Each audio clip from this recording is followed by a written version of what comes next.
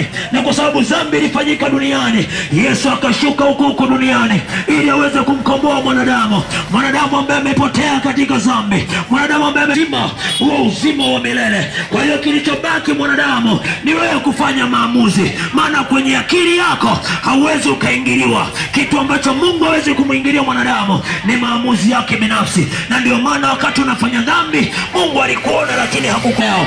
Hayo maamuzi yatakupelekea kusamehewa dhambi na uweze kuanza maisha mapya katika jina la Yesu Kristo aliye hai. Ndio maana Paulo katika kitabu cha Korinto anasema ya kwamba tazama, mtu akiwa ndani ya Kristo Yesu amekuwa kiumbe kipya, tazama ya kale yamepita na yamekuwa mapya. Maana dhambi zako zote zinafutwa, dhambi zako zote zinaondoka, dhambi zako zote zinasafishwa na unakuwa safi kweli kweli katika jina la Yesu Kristo aliye hai.